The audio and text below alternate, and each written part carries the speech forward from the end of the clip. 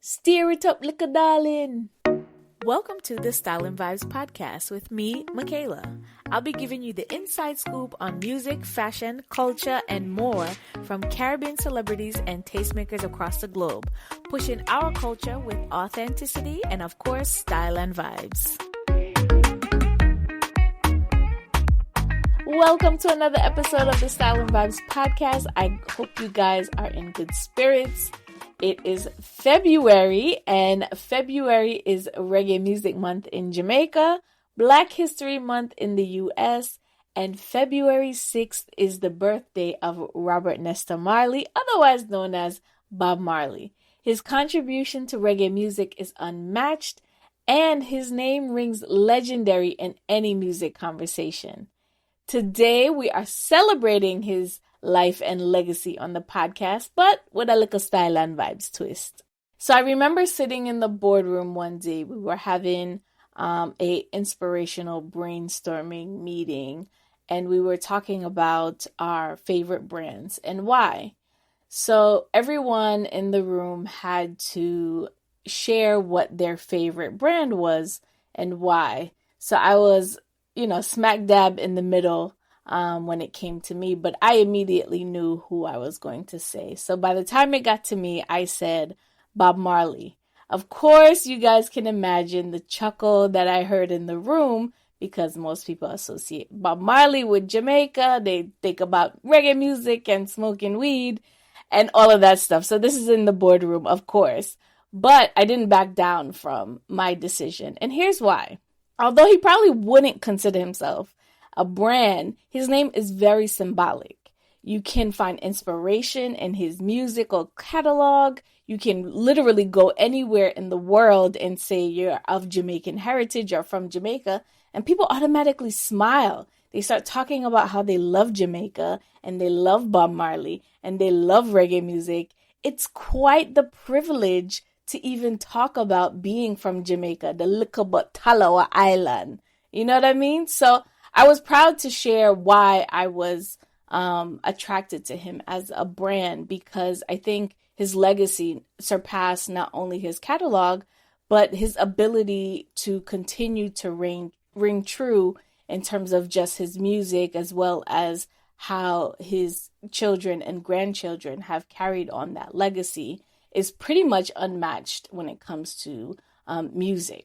So Bob Marley died in 1981. I was born after. My mom moved here to the States in the 80s. So most of my experiences with Bob Marley came through, the music that my mom would play and the culture that she exposed me to, as well as just understanding the music and hearing music through his kids and, my generation of, Damian Marley and Stephen Marley and the grandkids as well. So we've always understood Bob Marley's musical legacy and his catalog and his importance.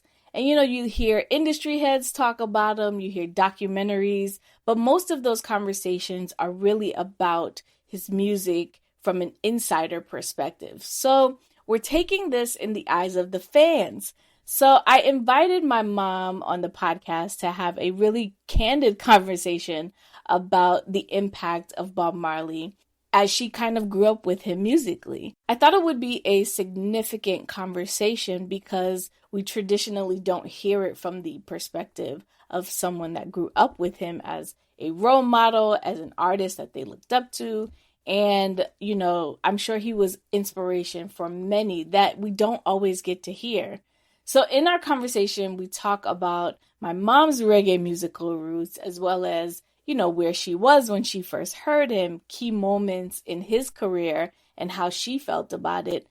We even got into the sentiment around Rastafarian culture in the 70s and his legacy post-death. So it's a great conversation. It's not too long, but I think you guys are going to enjoy it.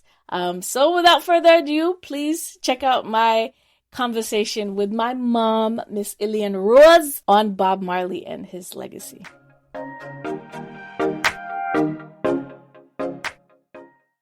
All right. So in terms of your reference to Bob Marley, what was your first reference in your lifetime growing up? In my lifetime growing up, my first reference was probably around 1975. I was probably around 14 that I have some memorable time about Bob Marley. Mostly during that time, I remember one of his music had just came out. It was called I Shot the Sheriff, which was very popular in that year, around that time. And that's kind of one of my more memorable. And when it came out, it was popular during that time, that era, and everyone was singing along to the song, you know. Another song that I remember around that time was the song with him and Peter Tosh and Bunny Wailer, Stir It Up.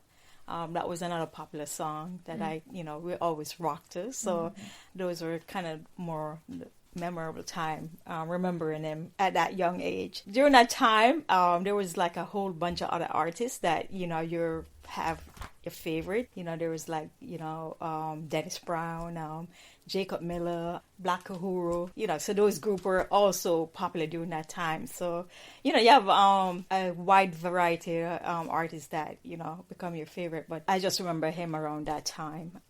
How did you start listening to reggae? What was like your first encounter with the music that you could remember? Oh, reggae music I was listening to from I was probably about 4 or 5 years old. Just being around my grandparents in downtown Kingston, Darling Street. There's always music playing around that area.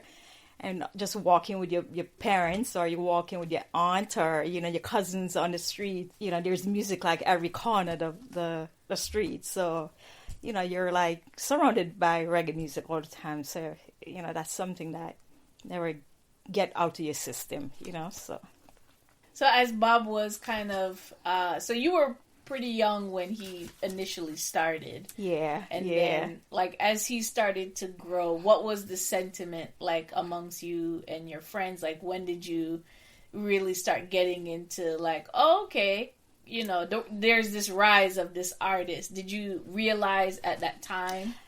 At that time, around 14, 15, no, you didn't realize at that time that you were so great, As I say, you're listening to other artists, so you didn't realize the greatness of his song, at that age, At that time, did he blend in with the rest of the artists, or was he stand out in your mind? I think he had stand out to me because his music was more of a message, of like a, Rastaman music message, to the people, and it was more geared towards, the struggle of life, He stood out, but there was a bunch of others at the time. Yeah. That was, in the same category as his music. Burning Spear, Black Uhuru, Jacob Miller, and they were all singing the, similar song to Bob.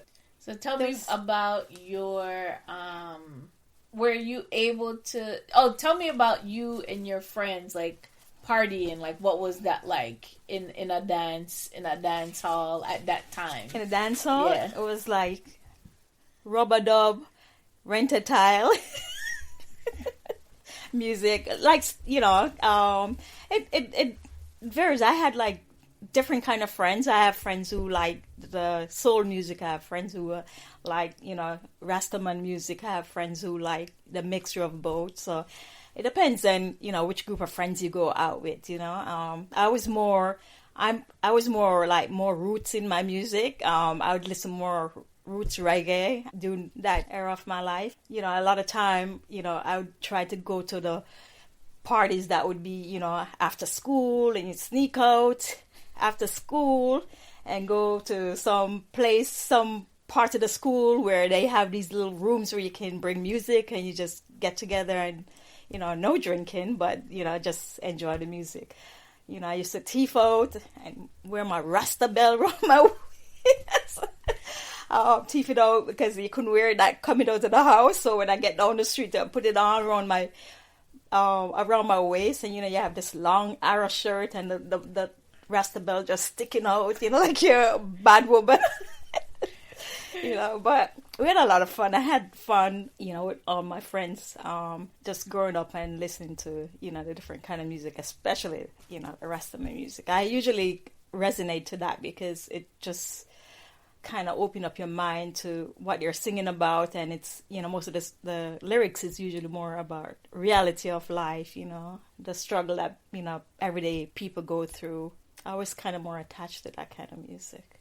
So in terms of Rasta in that time, I guess you kind of alluded to, it wasn't what it is now. So what was your encounter with Rastafarianism at that time, and how, like, it's progressed so much now, and even, in my time growing up, it was a different view. Yeah. What was it like back then?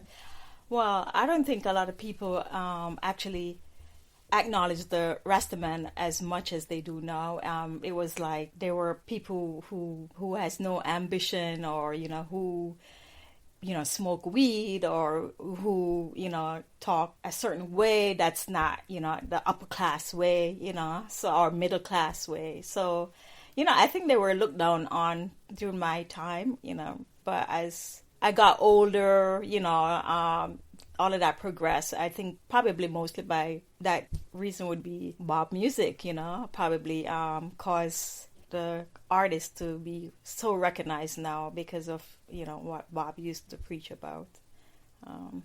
Do you think that his success internationally, as he kind of grew, allowed for Rastafarian culture to really be seen in a more progressive light? Definitely. I remember, when I moved to the States in the 80s, I think that's a period of time where, I realized how great Bob was, people would be talking about his music around me, and, and they would respect the kind of music he sing because of the, what's happening in the world. I was really proud to hear how people, listen to his music. And these are not just Jamaican? No, this is like all different people from different background, different culture. So, you feel proud to hear a Jamaican progress so far in the world, in terms of, the kind of music he produces or he sings, so. Yeah, I think his influence, on the island as it is, as well as Rasta culture, kind of seemed to be, in my mind, as we grew up, it kind of were synonymous. When people think of Jamaica, they think of Bob Marley. Yeah. And the legacy kind of continues to build and to grow. But tell me what your experience was around the concert that he did to bring peace. With you were still in Jamaica at that time? I was in Jamaica, but I didn't really pay too much attention to it because it was more political than anything else. I know it was a great thing he did, just hearing about the whole reasoning behind the concert, to bring the two politicians together, the two PNP and the GLP party, because there was so much fighting against each other there, so he wanted to just make peace among everyone there, regardless of your political reason, preference, so I know there were some people that was against it, and some people, liked the idea that he was bringing people together, but I really didn't pay too much attention to that. So at the time where he did his self-imposed exile, what was the sentiment like? Was it, Bob is just overseas, or was it kind of like, everything kind of just moved on in terms of, from a music standpoint? Did you hear him as much as you did when he was in the country, or did you hear him less?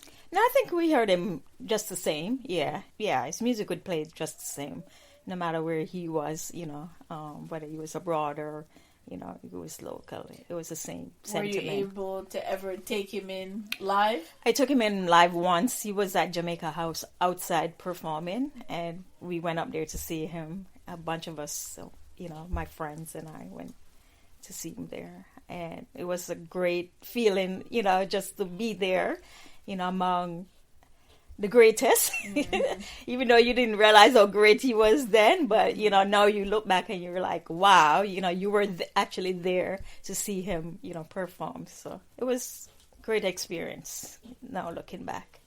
What about his death? How did you hear, and what was your feeling at that time? Oh, I was very devastated to know such a great legend as, gone from the world. Did you perceive him as a legend at that time? Yeah. Oh my, yes.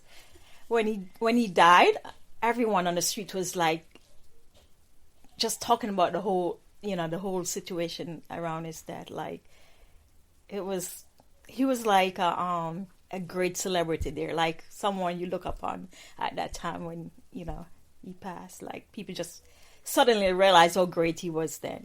So. Mm-hmm. Yeah, it was sad. Very sad. In terms of post-death, I think, his catalog only grew in terms of, I'm sure there's unreleased music as well as, his children kind of taking up the reins to continue on with his legacy.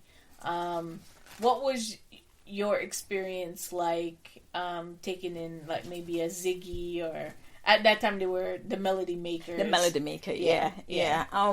I've actually gone to see Ziggy and the Melody Maker. I think it was in the late 80s.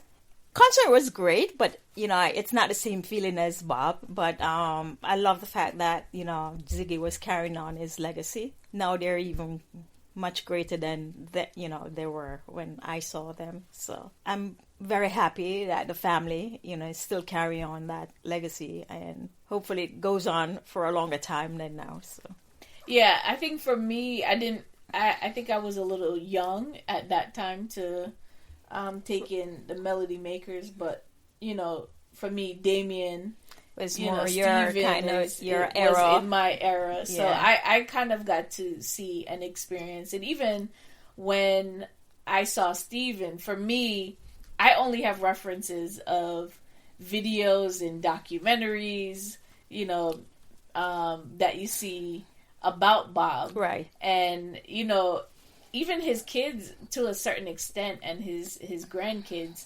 There's something there, like in the thread. You know what I mean? Like it feels like each one of them kind of perform a piece of him. Yeah, definitely. When you see them on stage, I've been able to see quite a number of them, but I'm really like you, very happy about how they've carried on the legacy. Yeah, I often say, like, when I see them perform, they all perform at least 3 to 5 of his songs. And that seems to be like not only part of their performance, but even sampling his music and resampling it, and kind of taking the lyrics about. So I'm sure their upbringing is completely different for all of the kids and grandkids, because although some may struggle, they didn't struggle the way he did to kind of come into the business. No,